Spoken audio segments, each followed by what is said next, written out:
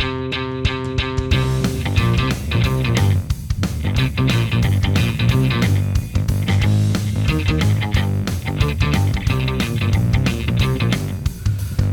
and gentlemen, boys and girls, I'm the Gnarly Gnome. This is Cincy Brewcast. It's the voice of Cincy Craft. Welcome back. We missed a week. I've missed lots of weeks lately, and I apologize for that. But things are busy. I blame my children as usual. It's their fault because they don't seem to care about the fact that I'm the gnome. I don't even think they really understand that I'm the gnome. They just don't know why there's these weird gnomes that hang out in our basement. But we're back, and this is a fun one. New brewery, an upcoming brewery, which I love these episodes. I know that a lot of people that listen to the show do also. I know that there have been a whole bunch of people that have been curious about you guys, so I'm excited to kind of help tell your story and share it with them, and hopefully get some people excited about Depot Brewing Company opening up in Morrow soonish. We gotta always throw the ish in there is my rule. Soonish, yeah. Soonish. So this year. Absolutely this year. Absolutely this year. Otherwise, we got a problem. Introduce yourselves. Tell people kind of what your role within Depot is, and so they can hear your voice and kind of tell you guys apart when they're listening in their car on their way to work. Sure. I'm Taylor Dent. I'll be the brewmaster at Depot Brewing Company, and so I'll be the one in the back making everything for people to enjoy. Okay. Can we address the term brewmaster? Is it offensive or not if we call people brewmasters? Man. What do you call them if you don't call them that? So, head brewer is what I always get to. And I definitely went with Scott on this one. I didn't know it was a thing. We talked about it a little bit. It's like a German thing more than I think anything else. Braumeister. Yeah. But it's... I'll basically run with it, but I'm not. I wouldn't call it. I think there's the difference between saying brewmaster is a role and title instead of a master brewer, which I am not. Like that. I would never say that. Just like I was cooking professionally for the last year. I'm not a chef. Well, it's it's funny like that too. Sort of difference there. Like with brewing, like the actual act of brewing is one thing. It's you can figure out the act of making beer, but then there's this whole other big world that kind of surrounds that to really like master something. You have to master all of that, and like I don't know how anybody can say that they do. Even some of these guys that have been around for decades and decades. Then you throw hazy IPAs at them, and they're like, "Oh, I don't really know how to do that," and they have to figure that out. Yeah. So this will be my second position in which I am the head brewer, but also more than that. So I think that's where sort of that stratification can start to happen as well, when there's more people involved and more delineation of duties. But like my last brewing, role was production lead, and that was all encompassing because it wasn't just beer, it was seltzers, it was spirits, and you were also coming into a project that was already up and running. Exactly. Somebody else had kind of put their stamp on things, and you're kind of taking that over. And this will be the first. Yeah, kind of... well, even my predecessor's title was, I think, like head brewer, head distiller, and like this role was sort of made in his wake for me coming in to like redefine the role as well, right. And that was sort of what the GM came up with for that. So in both cases, and been going with the title that was chosen by the superior, and I'm definitely going to laugh with people about it. I don't think anybody will ever say anything. No, like I'm sure that my brewer friends are gonna be like, "Oh, brewmaster, okay, yeah," and it's a title, it's a position. I think that distinction between a brewmaster and saying you're a master brewer is very different and important. And a head brewer would capture most of what I do, but there's definitely more, and it's just a word. Oh, we even made up words. He's not given his real title because we have to have train teams. So he's really the chief engineer of Depot Brewing Company. Okay, I like that. I'm the chief conductor. Okay. So you get it. I get it. Yeah. Well, introduce yourself. Tell people. Scott Tilford. What it means to be a chief conductor. My wife and I actually founded Depot Brewing Company. When we moved out to Morrow 2 years ago, just saw an opportunity in the area and said, let's put a brewery here. And so I'm the guy that came from a totally different industry, trying to learn his way here. Been happy to partner with Taylor. He's been just unbelievable as we've set this up. And like you were saying, Andrew, just to get it up and running and leverage his experience. He does so much more than brewing. We'll do so much more than brewing. And Right. so such a big part for me as a founder is just making sure you put the right people around you that have the skill sets that you don't have. I think one of the biggest strengths of a lot of the breweries that I've fallen in love with is those teams that they've brought in with them, and some of those people go on to start their own project at some point. Some of them stick around forever, but if you get the right people around you, it makes that place what it is. And then there's other places that just don't have those people that I go in and I go, this just doesn't feel right. There's something missing from it. And aside from finding the right location and all those important things, I mean, finding the right team has been my main focus and responsibility, and just making sure we put the right team around us, especially given my background, right? Not having come from the industry, I have to acknowledge that I don't know what I don't know. Right. And it's even more critical for me to bring in the right team, and I certainly trying to do things in a way that want to captivate people and keep them around for a while, because we know there's a lot of turnover in the industry. Right. And I want to do all I can to eliminate that as much as possible. Well, and I wonder if that's gotten worse as the industry has grown. If it's easier if you work behind the bar at a brewery.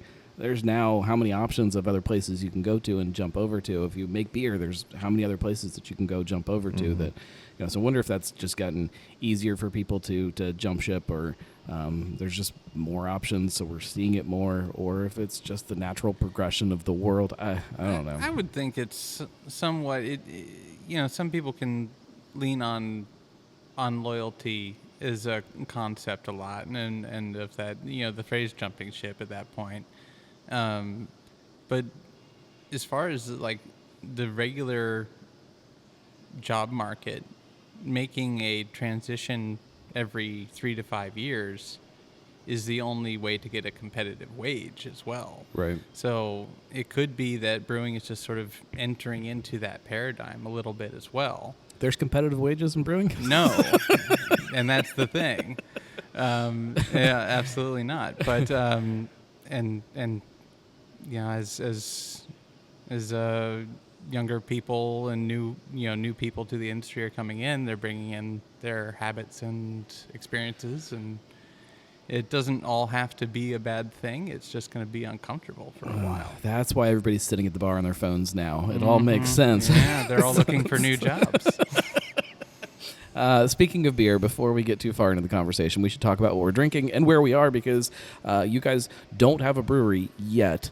Well, you have some pieces of a brewery that are being put together. But, we ran as close in the neighborhood as we could think to that was a good spot to hang out, and we ended up here at Cartridge. It's been a while since I've been here, especially to record an episode. I have not recorded an episode here since the new ownership came on board, but it's beer's fitting. always great. It's fitting. We've built a lot of Depot Brewing Company sitting inside of Cartridge. Yeah, So- it's such a cool spot, such a cool location here at the Cartridge factory, and the beer has not missed a beat from what they were when they started. It's still great.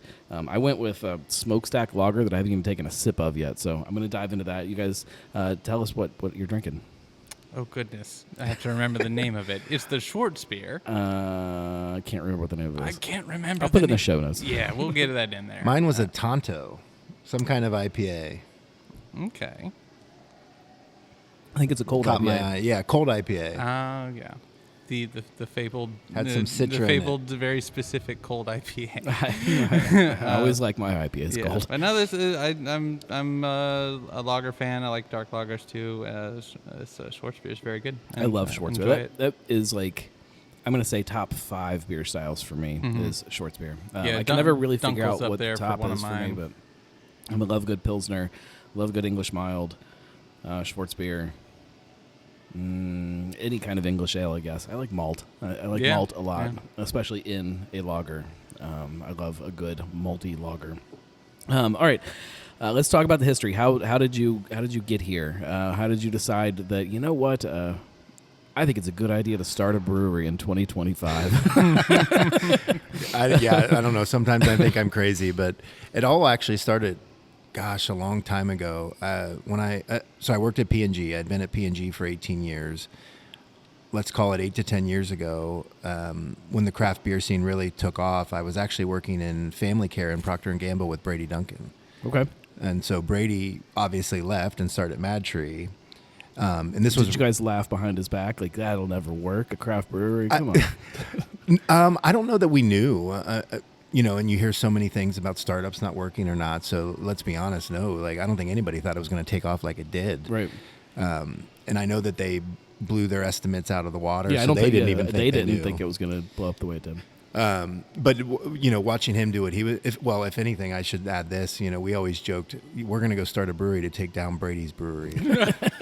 We're not doing that. No, that's not where we're at. That's not our goal here. But that's what we always joked inside the walls of P&G. But I think he's very clear now to say it's not really a brewery anymore. It's a hospitality company. Yes. Oh yeah. And the experience, and they do a good job. But so back then, I saw the scene taking off. I was very involved in the scene as a patron, had an appreciation for craft beer, but more what it did for community. Right. And every brewery says this, right? Or a lot of breweries They say do. it.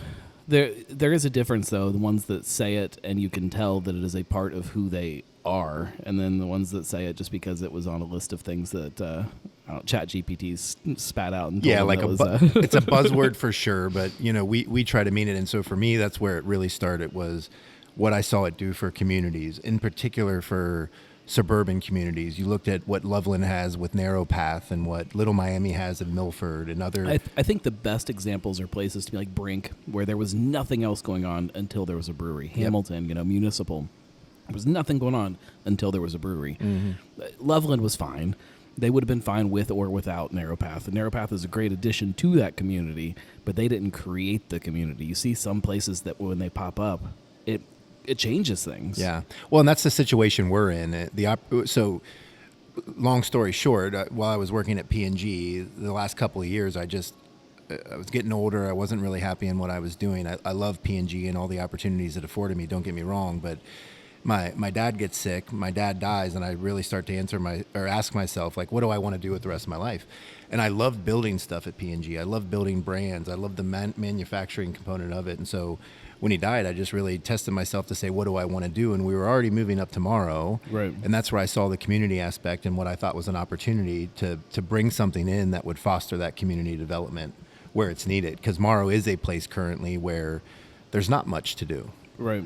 You've got Valley Vineyards, which is nice for what it is, focusing on the wine, and then you've got a couple restaurants here and there. Some of them have closed down recently. Yeah, but there's just not much. I can't even think off the top of my head, like if I'm in downtown Morrow and I want to grab a beer, where you go? Cartridge. I mean, yeah, you go to the gas station, grab a beer, and drink it out of a paper bag, I guess. Or Valley, or you go to. We had Don Bigode's, but that closed unfortunately when the owner passed. So there's not much. No, it is a community that is just desperate for somebody to come in and create not just a place to go and sit and have a beer, but a place that people can just go and hang out and gather and have a community hub, which is what most breweries to me should be. The brew pub or the brewery to me is like the corner pub for these communities. Yeah.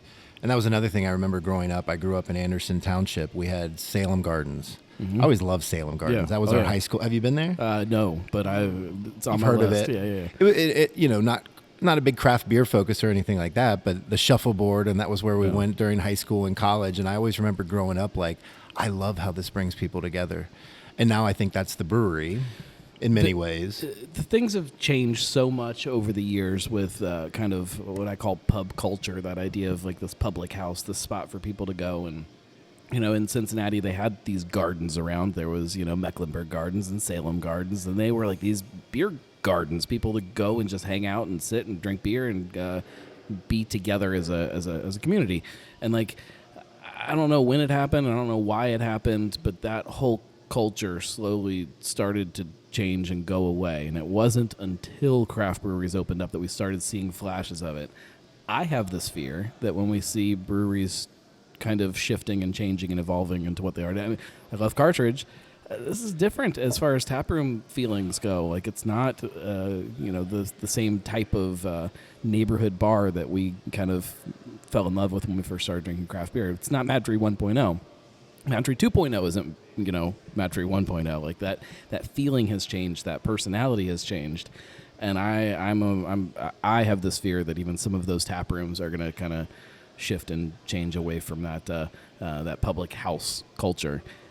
How do you not let that happen? Like, how do you create a space that I don't know what the right way to frame it as, but a place that doesn't become just a hospitality business, that still can be a tap room and a place that people, like, if you walk in and you're like, yeah, I don't really drink beer, I'm still comfortable, but hey, I'm really geeky about beer, I'm still comfortable. How do you create that space for everybody, I guess? I think a couple things. I think it goes back to what we said earlier with the people, like really making sure you bring the right people in, because ultimately it's going to be Taylor and the other people that we bring in around us that are exemplifying the experience that we want to give to consumers and patrons. How do you find those people? Well, I'll tell you how we found Taylor. We're still working on the front of house. We have a couple of great options, I think, and are really close. But for me, I've tried to do it all organically, quite frankly, through connections. I haven't done a bunch of posts on Facebook to find these people. With Taylor specifically, we reached out to Cincinnati State and said, hey, do you guys have any good candidates you'd recommend for this type of position? And they gave us a list, and we went down the list and met with Taylor and talked to Taylor for a long, long time, and he still entertained us and returned our phone calls, and so we were very happy about that. Same on the front of house side. I've met people at local establishments, learned who they are, and have asked them what they're looking for, and have found most people that way that have been interested. Or, quite frankly, we've been lucky in people reaching out to us on Facebook. People see what we're doing, and they seem to be excited about it. And that gets me to my second part of your question. I think size is one of it too. Like, I think you can create the environment of that public house in a more manageable size, which we have. We have about 2,800 square feet of space. It's not going to feel like a big vacuous space that you go into that doesn't have any character. And it's an old train station to boot. Right. We're pretty lucky in that. It's going to have that public house feel to it just by that nature, right? And then I think the third one that we're really embracing is storytelling. We want people to feel like this is their community spot. Everything that we do will tie back to Morrow and the surrounding area and pay homage to Morrow and the surrounding area, so that people that live in it and around it feel like they're coming to their spot. It doesn't feel like a brand that somebody was sitting and just came up with and then made a space that, again, a lot like Cartridge, the brand is about the space, it's about what it is. You couldn't make it something else, and you can't pick up this brand and move it somewhere else because it doesn't make any sense. Mm-hmm. It's all about that spot, and I think that I think a lot of people latch onto that immediately. It's, there's some great brands in Cincinnati that are just that brands, and I'm excited to see more places like Depot open up that understand this is who we are, this is where we are, and we're good with that. I think that another thing of difference is sort of looking around here is spotting it is, each of the tables in here has plates and silverware ready to go. Yeah. And like this, the food is obviously important. Yeah. As it has been at a lot of other places. I mean, to be a brew pub, you need food, and it's a requirement. And we're leaning into food trucks, partnering with food trucks as well. But we're not having at least a robust initial offering in house. So it's a lower expectation of purchase, I think, a little bit as well, that can bring a bit of comfort to someone that's just like kind of wanting to stop by, not feeling like they need to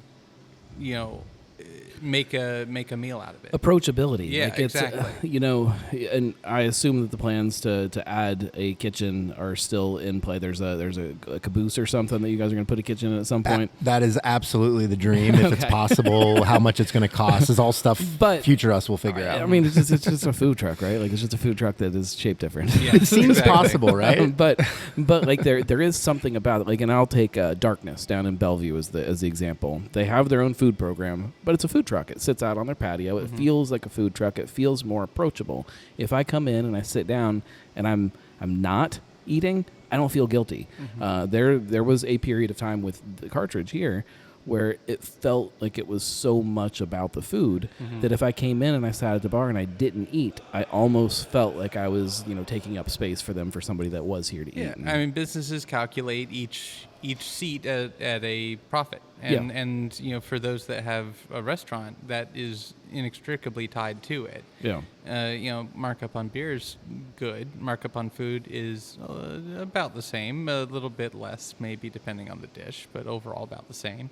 But then those two combined is more. Right. So yeah, that expectation of purchase is certainly something, and especially with with the placements like this, like it's in your face. Like there are plates here, there's silverware and that's here. like if I'm sitting at a table, I still kind of feel like I'm supposed to be eating. Yeah. And I mean, we'll have picnic tables, some rounds, some high tables, and then obviously bar space. But it doesn't look like you need to be seated. It doesn't look like you need to be seated and then get your order taken and stuff like that. I think my point is, like, when you have food trucks or even a food truck looking kitchen that is yours, it automatically gives people that kind of comfort of like, oh, it's this casual. this isn't about if I'm hungry, there's food and that food looks really good as it walks past, I'm probably going to go eat. Like that that still exists, but you don't walk in and feel like, oh, we need to move quickly because they're turning tables and they need to seat the next people. And no one's going to ask them like, hey, can we get you anything to eat? Right. It's like that they don't have to anticipate saying no to that question, which can give some people serious dread. Yeah. And just saying no to anything. And so just that question won't be posed. Is can get you something to drink, right, which is a much easier thing to answer. And if the answer is no, you're probably in the wrong spot in the first place. Not necessarily. But no, I'm just here to drive my husband home. Will be the answer that you get from. It's like, oh, can we get you a water or some non-alcoholic. But even then, the person with him is saying yes. Right. So they're still there for a reason. And a good one for that point of a DD, but yeah, I think just that lower expectation, the more casual environment, and offering something for everybody too. Yeah. I mean, we will have a full bar. We'll have non-alcoholic options. Like, what about weed water? Are you guys going to dive into the THC world? I was wondering if that question would come up. We're not making it. I'm fascinated by it. We're not making it. That's too complicated to figure out right now. I think we'd be silly not to watch it and see where it goes. But to his point, we may never make it. But having it, do we want to have it? I think ultimately, if our patrons want it, we're going to want to have it and figure out how to have it. From what I hear from every single brewery that has often, even if they're not making it, even if they're selling somebody else's, it makes sense to sell it. Yeah. The amount that they're selling is insane. The florals at Mad Tree are popular. One concept that the Ohio Craft Brewers Association had brought up is that one, if not more, places say, like, if you're having a THC drink, we will not serve you alcohol, and you're going on one track or the other, but we're not going to serve you both of those things. I think that's pretty smart. I think it's smart. I haven't seen it in practice anywhere. I can definitely see someone like, well, my freedom and whatnot, but hey, we have a right to not serve you anyway. So beer also tastes better after you drink a weed water. Yeah. So I've heard. Yeah, if you're gonna have it before you come, but I'm certainly not opposed to it. And like Scott says, if we're here for the people. Well, and I think that over the next year or two, we're going to see a lot more people kind of figuring out how all of this works, how it all works together, how you create a business that is safe and meets everybody's needs. But We're also going to be learning a lot about the community and how they feel about it too. And I mean that's certainly something I have to keep thinking about of what I'm going to make. It's like, well, what do these people drink? What's so interesting about that though is that you have no idea until you start making stuff. And like you'll think, oh, this is Morrow, and I apologize to everybody in Morrow. We have to have just light beer. Everybody's going to want a light beer, and they might, but they might also latch on to some kind of big Belgian triple or something. You never know what your community is going to want until you put stuff in front of them. I'd be very pleased. And we're asking. That's another thing we've not the people, the beers. Oh no. That's another thing we've done to try to create that community feel is we've asked our audience, what do you want? Now, we'll find out if that's really what they want or not. And that's the thing. It's given us a starting point. The people that are engaging on Facebook or Instagram or wherever are also a segment of the people. And then like you have another segment over here and another segment over here. And then you have the segment that's actually sitting at the bar when you have no idea. Like it's just constant data points that you're gathering over time. Yeah. That's exactly it. Is that the people that are going to say something aren't going to be the ones that ask, what do you have that's big like mouths Bud like Light? me that are going to tell you. Yeah. So like every time it's posted, there's at least one person like, I really hope you're making sours, and it's like, well, there's one, and it might be the same one on each of the posts. I haven't checked, but there's at least something, and for opening offerings, and then. At least for the first, we'll have 12 taps, and trying to hit the spectrum, as far as different offerings there. I like lagers the best. Lighter is fine with me, and I don't need it to be so robust. At least not for something I drink often. Right. So perfectly happy making a number of 5.5% or less ales and lagers for people to enjoy because they'll I'm sell. fine with that too. Yeah, they will sell and they taste good, and you can have more of them. And then we'll certainly have other things that are a little bit different or particular for that 1 in 10, 1 in 15 person that wants that thing, and it'll sell slower. And luckily, those things also tend to last a little longer, right. So it should balance out. And then we'll have one less disappointed person, and that's sort of the goal I'm aiming for. Well, that's it. You just try to find a way to create something for everybody. Like if somebody comes in and they're like, oh, I like a sours, and it's like, well, we have one sour, but we've also got this fruited wheat beer that it's kind of got some tartness. It's got raspberries or whatever the thing may be. Like, try that too. Oh, yeah, that's pretty good. And we've got this thing. We've got a lime lagers. I don't know. Like, oh, yeah, that's pretty good too. Like it. There are things that just because you think you like this doesn't mean you won't also like this and this and this, and kind of forcing people to try other things as part of the fun. Size-wise, you guys talk a lot about being a community brewery, a neighborhood brewery. How big do you anticipate ever being? How big is too big for you guys? Do you packaging? Do you ever... Are you going to throw your beers into stores and put them on shelves and try to use that to get people in your door and then roll down that rabbit hole of distribution? We deliberately... It's like 9 questions. Intentionally, yeah, let me see if I can remember all of them. We intentionally designed small. Now, how small was a big debate that we had for a long time. And because, again, we were limited by space. But we debated everything from a 3.5 barrel that we ended up with to up to 7. Now... If I look at our space now with where it's at, I don't even think we could have done a 5, quite frankly. It would have been Maybe. It would have been tight. Maybe. It is tight with a 3.5. So we intentionally went small, and I'm glad we did because I think it was the right choice even more. So with that said, I'll ask you a year into the business if you. Yeah, we'll do this again and then ask me. Now, there's obviously plenty of ways to manage that with contract manufacturing and excess capacity. So.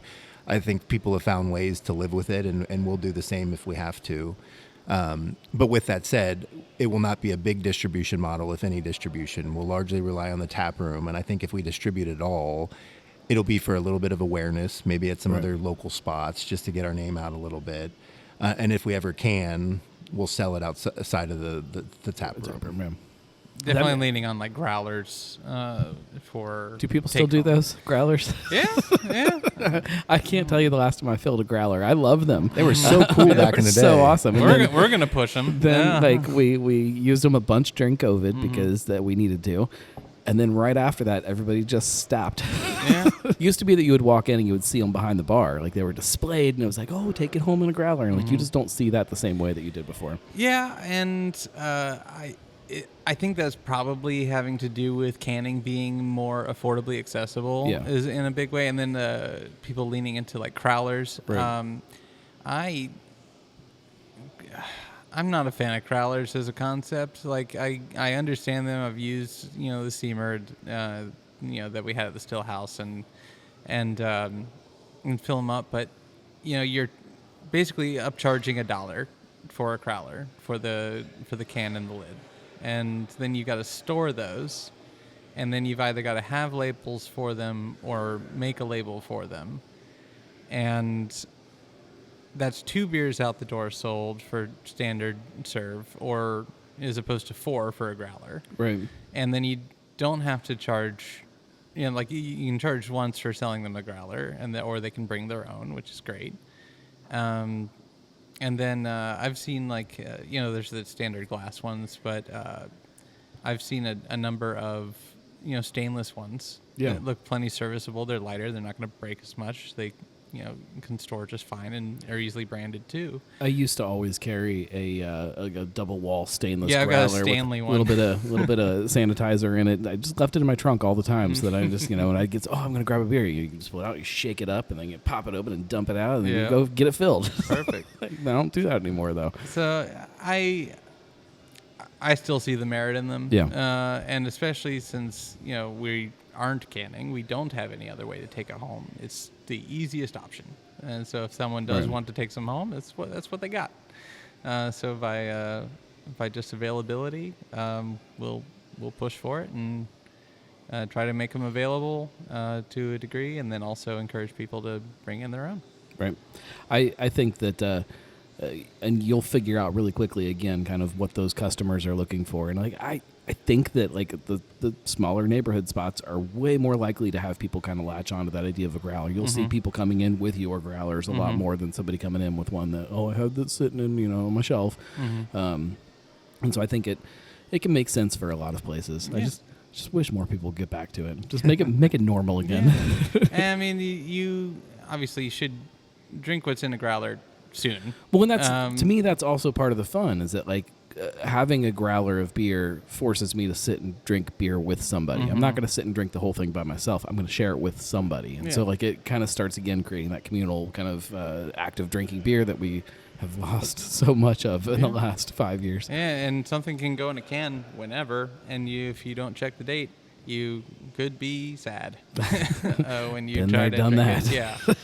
I've had friends like, I've got this beer. Do you want it? I'm like, sure. And it's like, this is from 3 years ago. This is going down the drain. Thank you very much. There's a few of those in my fridge right now. Yeah. I wanted one of the Christmas pickles from Urban Artifact so bad. Someone gave me one. I was like, this is so old. I did try an old one time. I tried an old one and a fresh one side by side, just out of curiosity. It holds up pretty well. It holds up pretty well. The Urban Pickle? Yeah. It does all right. I for 3 years I was not willing to try. Maybe next time. I'd rather a fresh one. Well, if you have the choice, always go fresher. No, I shouldn't say always. There's some things that do get a little better, but maybe not pickled beer. We didn't really talk about your road into this, your road to craft. I think we got sidetracked. Yeah, sure. So I also was corporate for a while there. I was in like life insurance claims for about 8 years. Ooh, exciting. Oh yeah, very. And it was slowly killing me, sitting at a desk, and the 4 years of that being in work from home pandemic life was awful. or 3-ish years of that, and really not into it anymore. And then Was there a moment that kind of made it snap in your head and you're like, oh, this is not for me? yeah, the company laid off 300 people. That'll do it. And definitely was not really bought in anymore at that point. You realize you're a number. And, Yeah, stop trying to climb that ladder. And my wife had been had heard a radio thing about Cincy State's brewing program, and applied late, like it was probably like 10 days before his first class or something like that. Were you home brewing already at the time, or? No, my dad certainly had. I'm big into food sciencey things and other fermentation. So I'd fermented a lot of different things and enjoyed it greatly, but not actually home brewing. So certainly understood the concept of it. Just hadn't really done it myself, and but yeast is a lot of fun to play with, and I like the bubbles, and so chasing that a bit, and certainly enjoying beer, and it seemed like a good thing to look into. So went through that. Took me 4 years in a 2-year program, even with my undergrad covering about half the credit hours, because I was still working full time, Right. and I was doing like 1 to 2 classes a semester. But went through the programs. Great program. Absolutely would recommend it highly to anyone interested. And then my co-op was taking over the running of a brewery distillery by myself, which was wild, but certainly very formative. And ran that for about 14 months or so.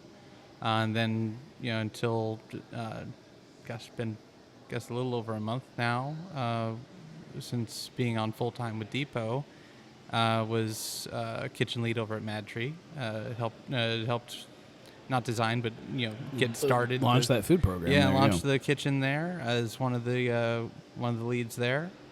And that was very great experience. I'd also certainly have enjoyed cooking a lot and do it a lot, and just hadn't done professionally like that, but I was given the chance to take a leadership position there. I've been given a lot of big chances that I've really capitalized on at this point, and I'd like to say I've proven myself so far fairly well. So I'd met with Scott just as I was leaving the last brewing one.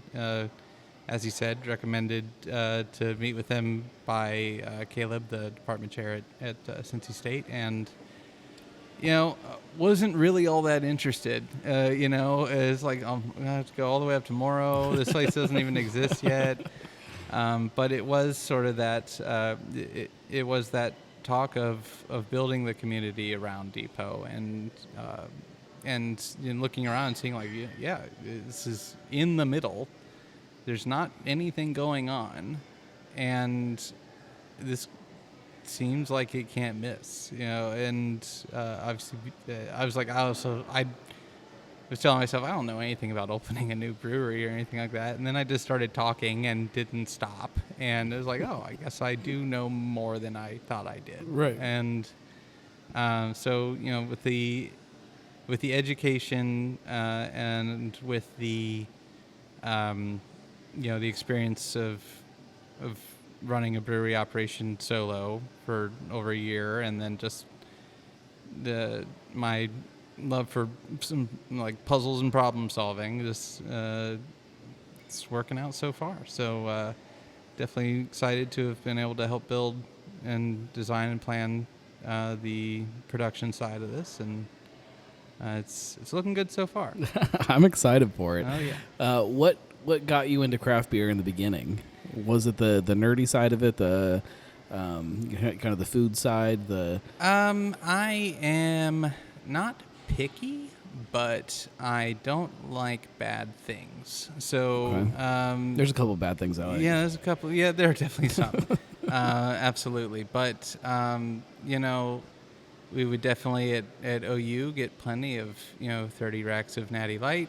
And I was thinking my youngest child, but yeah, fair enough. High life. But yeah, and like that was serviceable and cheap for college, but also trash. And so if I'm gonna pay for something, I'd rather it be enjoyable. And so that's really most of that. There is. I wouldn't say that there's anything particular about craft beer that I would appreciate more than good food. Right. It's just the care and attention and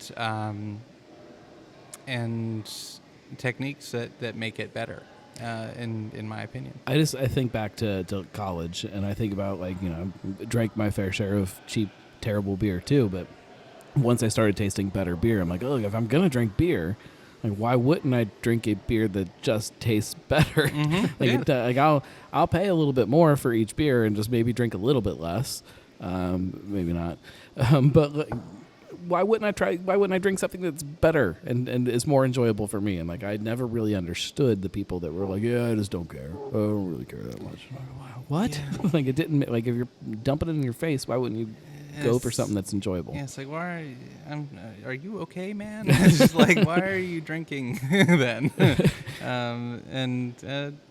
Some people do just not care. They like the buzz. They're not trying to be irresponsible, but they just don't care about the flavor. And good for them. I'm a little jealous sometimes. We've seen it, over, with food too. You see so many people eating terrible fast food just because it's cheap and it's easy. Mm-hmm. And I think we're in this really, I hesitate to call it a fun period right now because it's not fun. I know everything costs more.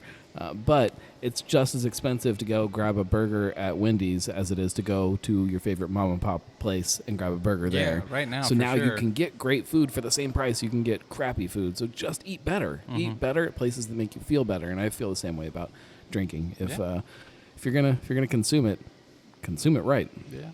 And there's also, local versus not. Also, good consideration. Yeah. If the price is the same or near, go local. Yeah. Do something that makes you feel good on lots of levels. Mm-hmm. When you look at, I made the joke earlier about what makes you start a brewery in 2025. When you look at what the industry is kind of doing right now, are there kind of hesitations about this? Do you feel like we're in a cycle, some kind of cyclical thing that's going to come back to the way people were drinking beer? Do you feel like it's going to be a rough patch of people drinking beer? Are you? It's definitely something I've thought about. I mean, I'd be silly not to have had that thought, right? You see places closing down, you see what's happening in the industry, you see all the challenges, you hear about all the challenges. So there's definitely nights and times where I'm like, what the hell are we doing? My wife hasn't left me yet. Thank you, honey. I should give her a shout out. She's been so great and supportive. So she's kept me on the path. But I think it's really about embracing where the industry is at, hoping that it's getting towards the bottom of wherever that trend was headed, entering at that time. But more importantly, we're doing it in a white space market. I don't know that I would have launched a brewery in OTR right now. I don't know that I would have launched a brewery in some other saturated areas, but we're not saturated where we're at in Morrow. And I think that was a key piece for it and what keeps me excited about it, knowing that we're going to really be bringing in something different to the marketplace that doesn't exist. That is so interesting to me because there are some people that I talk to that would say there's no way I'm opening a brewery somewhere that isn't like OTR. I don't know that there are beer drinkers walking around. I need that proven kind of thing versus going into a new area. I think that's part of the evolution, and I don't, and maybe it's just where I drink, but the places I have gone to enjoy the last 5-10 years, they've been the narrow pass, they've been the little Miamis, they've been in the suburbs, mm-hmm. and that's what I saw. And so for me, it was seeing Morrow and saying, this doesn't exist here. Right. There's lots of people around here. Why doesn't this exist? Let's put it in. And it was as simple as that. Right. It makes perfect sense to me, but I sure hope we're right. well, but as soon as I think I understand this industry and what's going on with this industry, like something will happen. I'm like, oh, I didn't predict that was coming, or I never thought that place would do that, or that they would become that, and it work. It's just everything's changing so fast that it's what Scott surprising. Didn't mention is that he has gone to darn near every brewery in the 20 to 30 mile radius of Cincinnati, and asked them all of the questions and compiled that into projections and whatnot. So there are the more direct comparisons: Narrow Path, Little Miami, maybe another one, maybe Probably Common. Yeah, maybe Common, but of similar geography and distance from other places, and somewhat of population, and just trying to get an idea. And they've been very helpful and transparent in helping to figure out what is realistic. Right. And then that's that's the information that I then use to math out what production needs are, and then figuring out from there, giving a margin, obviously, but what we can do at just all speed, no brakes, and then more of what's realistic as well, and arrived at the scale that we have. Everything about Depot is made to scale, for the building, for the space in there, and for the surrounding population and expected traffic. Is there any fear that you underestimate what is going to happen? Why would you say that? Well, underestimate would some people would say is a good thing. Yeah. Some people. When we debated the system size, that was absolutely the biggest fear: is, are we going too small? And a lot of people's guidance, I should say, not everybody's, but most people's guidance was go bigger. That's what I've heard from everybody year after year after year. As big as you can afford, put it in. And then I see some places that I'm like, oh, you went too big. Yeah. Oh, you went too big. And I've seen that myself, either working or at other places, and there if just as many people as would say, like, oh, you can't go below 5 barrel, or like or 7 or 10 or whatever their opinion is on that. Yeah. There is just as many people are like, I wish that we'd stayed a little smaller, right? Or it's like, yeah, I really don't need to brew that often, because I still have so much of this. And so, with the 3.5 barrel, if everything goes perfectly, about 6 or 7 kegs, out of that. And looking at brewing about 5 times a month or so, once a week for the most part, twice some weeks. It's just keeping it up on a constant rotation to keep it fresh and not have an oversupply. Our walk-in cooler is only so big, as far as the space in there, and we got 12 taps, so we're trying to just regulate the flow, and keep up with the changes as far as demand goes. We've got 4 single batch tanks and 2 double batch tanks, and so we'll be able to capitalize on those, and a bright as well, which helps certainly with flips, and so we'll be able to capitalize on those. Plan on putting lagers, usually a double batch since they take twice as long, and so capitalizing on the space and time that way. Right. And we know they'll be popular because they always are. And then just getting more flips out of the single batches, or if we need to put a lager in there too, I guess we'll do that too. But more tanks as opposed to overall size. I'm more worried that you're not going to be able to keep the lager in there because you're going to be moving too quickly. Yeah. That is definitely a thing. Especially depending on how timing works out when you open. Sometimes it works out where people open in kind of the slower season, and you have time to kind of ease into it. Yeah. Sometimes people end up opening when it's nice and warm outside, and everybody flocks in there and just drinks all your beer. Yeah, and it's definitely a possibility. And luckily, we've had not trying to jinx anything. Oh here. yeah. We've also been partnering with some other breweries doing collaborations to try to fill up some more of the taps. I should be able to fill up about 7 of them, including a seltzer, and then we've got hopefully 5 at this point, others from collaborations that'll go on as well to help fill up tap space there. And these other collabs, they have bigger systems than we do, and there'll be more capacity to get more from them if we get through that initial amount as well. So we've got some contingencies in place for the short term, and if we go through half of the volume of lager in the first week, then it's just going to be a good bad problem. It's going to be very exclusive Depot Brewing Company beer. Yeah. What does success mean for both of you guys? Like, what is the measure of success is what we used to always call it, and I think it has shifted and changed like in this very measurable way for places over the years, and that kind of fascinates me. What does it mean for both of you guys? Other than financial success is an obvious answer, which anyone that doesn't say that's just not saying it.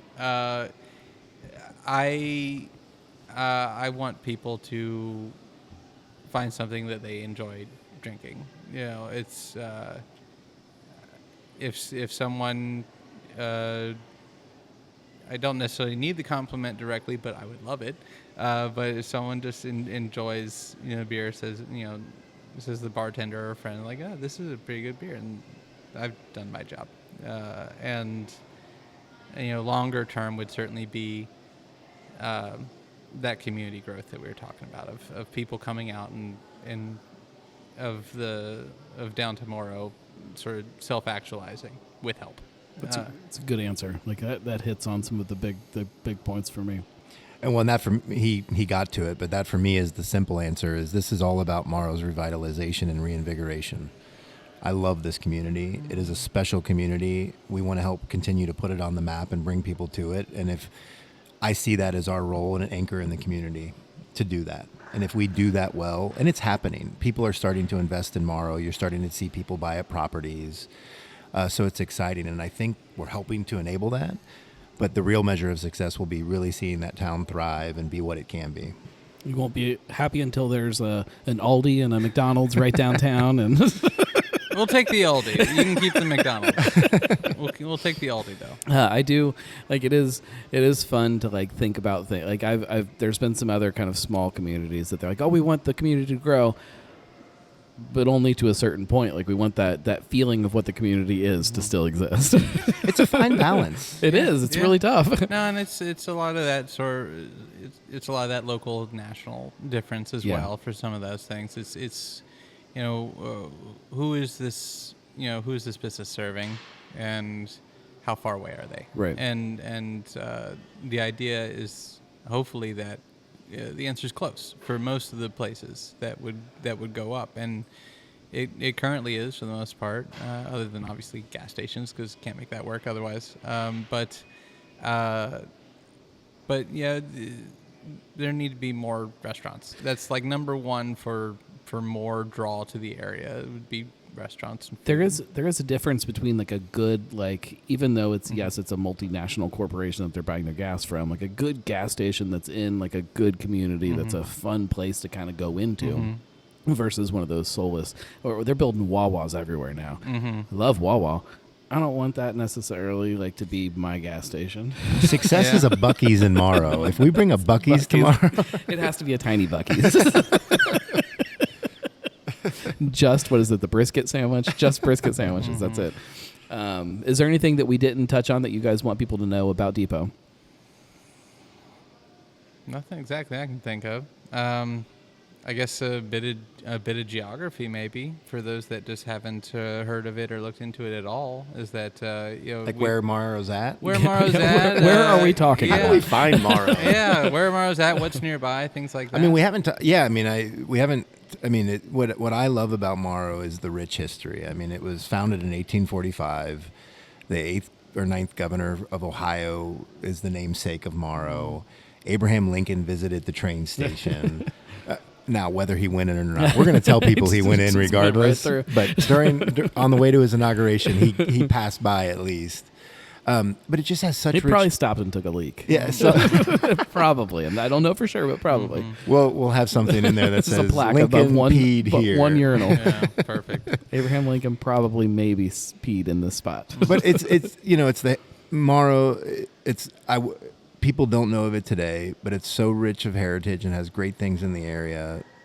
It's right by Montgomery. It's easy access off the highway. It seems far away, but it's actually not that far away. Mm-hmm. It's not. When we moved up here, I was like, "Where are we moving?" But now that I'm here, it's really not that far away. It's one of those great communities that when you go there, you feel like you've left town. Like you feel like you're gone, but it doesn't take that long to get there. Yeah, there is nothing better than going down into downtown Morrow on a Saturday. Just a nice Saturday. And you do have some spots. We haven't talked much about this, but you've got some restaurants down there. Fresh Tomorrow, it's a fresh farm-to-table restaurant. Miranda's is a cool ice cream shop. We've got the Morrow Arts Center, which is like Essex Studios, if you're familiar with Clifton, but got a bunch of art studios in there and different shops you can find. So people are doing some cool things. We're happy to be a part of that and just hope to see it come further, really, and encourage everyone to come say hi when we open. Yeah. And the bike path goes literally right in front. Don't get hit by bikes. Yeah, we're gonna have to put up signs. You could, in theory, ride a bike from Narrow Path to Depot if you wanted to. You can hit several. I'm not going to do that. That's way too far. But But you could if you're one of those people. Yeah, we've been asked by at least one bike group now about opening and things like that, making trips up, and then Little Miami Canoe is just right nearby as well. I could do that. You could float. You could float to the brewery. I'm not paddling, but I can float. Yeah, absolutely, and that's where those like steel growlers would come in handy. That's right. No glass in the river. Don't take glass in the river. But yeah, so there's other fun. There's a nice new playground as well nearby. There'll be a Dora. That's a big deal. So that is a big deal. Part of what we, when we pitched this to the council, it was implementing a Dora, and tonight's council meeting is to finally approve said Dora and hopefully give it its 30-day notice and all the other fun stuff you got to do when you put a Dora in place. Right. But I think that'll be a big addition to downtown as well. Yeah, to be able to create some kind of community events and stuff too, that people can hang out and have a beer and kind of walk around and experience the village the way that it deserves to be experienced. Yeah, I love that. We will definitely be spending some time tomorrow, very soon. Get your doors. I'm not coming until you open your doors. I need some beer. That's fair. Fair enough. That's fair. Yeah, we're still aiming for late May, early June ish. Always ish.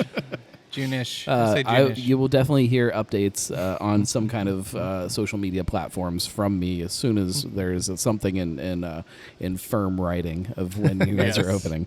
We'll make it big and we'll let people know when to get there. Thank you guys.